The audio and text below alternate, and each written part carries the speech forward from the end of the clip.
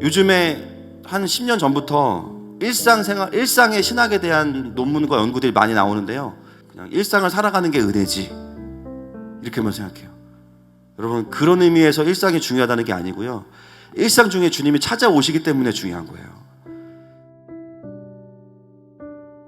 그래서 그냥 루틴하게 하루하루를 감사하자가 아니라 일상 중에도 얼마든지 우리의 삶에 영적인 이벤트가 있다는 거예요. 근데 그거는 일상을 그냥 감사로 받아들이면 모릅니다. 사실은 영적으로 깨어있으면 늘 똑같은 루틴인 것 같은데 거기 하나님이 개입하시는 것들을 경험하게 돼요. 그러니까 일상이 아니고 사실은 굉장히 이벤트적인 거예요. 나의 일상 중에 찾아오시는 주님, 나의 일과 중에 찾아오셔서 말씀하시는 주님을 보는 거예요. 때로는 동료 직원들을 통해서 일하고 계시는 하나님을 보게 되고요, 때로는 나 때문에 힘들어하는 사람들을 통해서도 주님의 일하심을 보게 됩니다. 하나님 날 가르치시는 거니까. 내가 가르치는 학생들을 통해서도 하나님의 일하심을 보게 돼요. 또 의사들은 나에게 보내주시는 환자들을 통해서도 하나님의 일하심을 보게 돼요. 심지어 내가 우리 아이들을 양육하고 있다고 생각했는데 알고 보니까 반대야. 하나님이 자녀를 통해서 나를 양육하고 계셔. 내가 이 부분에서 왜 이렇게 분노하지, 자녀들한테? 그게 나의 위크 포인트인 거예요. 하나님 말씀하시는 거죠. 네가 이렇다.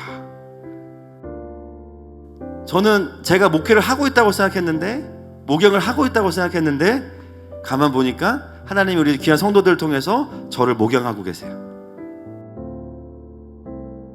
중요한 건 뭐냐면, 영이 깨어있으면 깨어있을수록 그 일들이 그냥 인간 사이에서 일어나는 세상 만사가 아니라 하나님의 역사라는 것을 알게 됩니다. 여러분, 영이 깨어나고 확장이 되어진다는 것은요, 다른 게 아니에요. 이전보다 더 주님을 빨리 알아본다는 거예요. 내가 만나던 수준에서와 그 채널에서 더 확장이 되어져서 하나님을 알아본다는 거예요. 여러분, 우리의 사역과 섬김이 영의 원리를 따라 행하지 않기 때문에 우리가 어떻게 되냐면요, 강박증에 걸려가지고요, 나를 계속 갈구는 거예요. 그러니까 사역이 힘든 거예요. 우리 목장은 다 부흥해야 돼. 그러면 좋죠. 안 그럴 수도 있어요. 참 아이러니합니다. 경우도 바르고 예의도 바른데 살아가면 살아갈수록 어떻게 되냐면 내 존재의 깊은 곳에 영에 의해서 이끌림 받지 않는 모든 선함들은 차곡차곡 나의 의의가 됩니다. 그럼 어떻게 되냐면요, 내 존재가 다른 사람을 판단하는 역할을 하게 돼요. 이게 정말 무섭더라고요. 그러면서 늘 하는 말이 뭐냐면 말과 행동이 일치해야 된다고 말하고 다닙니다. 신앙과 삶이 일치해야죠. 여러분, 신앙과 삶이 일치하세요? 죄송하지만 저는 그렇진 않아요. 여러분, 우리는 일치할 수 없어요. 때로는 우리가 그런 얘기하죠. 그리스도인은 세상 사람과 구별돼야 돼. 맞습니다. 그런데 그건 내가 구별할 수 있는 게 아니더라고요. 저도 노력해봤거든요. 많은 그리스도인들 안에요, 진리로부터 오지 않은 이상한 강박들이 엄청나게 많이 들어와 있어요. 여러분, 이걸 우리가 뭐라고 부르냐면 종교인이라고 부르는 거예요. 여러분, 기독교에만 이런 분들이 있지 않고요, 불교에 가도 있고요, 유교에 가도 있고요, 카톨릭에 가도 다 있어요. 이거는 종교의 문제가 아니고 인간의 의의 문제이기 때문이에요. 아직도 의의 문제가 해결되지 않으면 신앙생활을 이렇게밖에 할 수 없습니다. 우리가 어디서 속냐면요, 그런 내가 사역하는데 하나님이 일하시거든요. 속아요. 내가 맞구나. 계속 내 의의를 개발하는 게 맞겠다. 너희들 사역하려면 이 정도는 해야 돼. 여러분, 하나님은 사실 나와 상관없이 일하십니다.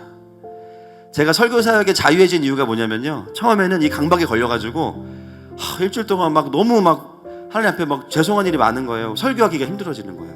근데 어느 순간 제가 뭘 깨닫게 되냐면 상태가 진짜 안 좋을 때 홈런을 치는 거야. 제가 상태가 진짜 부부싸움하고 올라왔는데 회심이 일어나고 인생이 역전되고 뭐지? 그래서 제가 깨달은 게 있어요.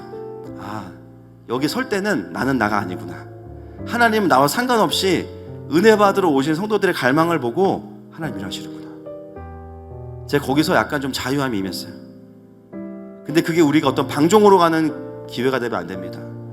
때로는 우리가 하나님의 나를 통해서 하시는 일들을 보면서 나에게 나는 지금 맞아, 잘하고 있어, 여전히 나의 의를 붙잡고 있으면서도 여기에 면죄부를 줄 수 있거든요. 여러분, 이런 방식의 신앙생활은요, 시간이 가면 갈수록 성령으로 충만한 게 아니라 내 의로 가득 찰 수밖에 없어요. 표현하지 않아도 다 압니다. 그래서 어떻게 되냐면요, 다른 사람은 나를 통해서 구원받고 자유케 되는데 나는 계속 묶여. 나는 불행해져. 나는 힘들어져. 분노가 가득해져요. 여러분, 신앙의 고민을 우리가 많이 하는데요, 그 신앙의 고민의 끝이 갈굼으로 끝나면 절대 안 돼요. 내가 더 잘해야죠. 내가 더 완벽해져야죠. 내가 더 빌드업이 돼야죠. 건강한 의미의 돌아봄이 아니라 자신에 대한 갈굼으로 끝나버리니까 교회 갔다 오면 정죄감에 막 사로잡히는 거예요. 여러분, 그건 복음이 아닙니다. 성령으로 시작해서 율법으로 마치는 게요, 바로 그 과정이에요. 여러분, 신앙의 고민의 결론은 뭐냐면, 내가 안 되는 사람이었구나. 탁 인정이 돼버려. 내가 노력해도 안 되는 거였구나. 그러니까 어떻게 돼요? 갈굼이 아니라 이제는 주님밖에 없어. 갈망이 되는 거예요. 여러분, 임재가 없으면 문제만 있는 거예요. 임재가 없으면 존재만 그냥 남아있는 거예요, 덩그러니. 당연히 그리스도인이 세상 사람과 다르고 구별돼야 되겠죠. 그런데 그것은 나의 의지와 강박으로 되는 게 아니에요. 하나님의 통치가 있어야 됩니다.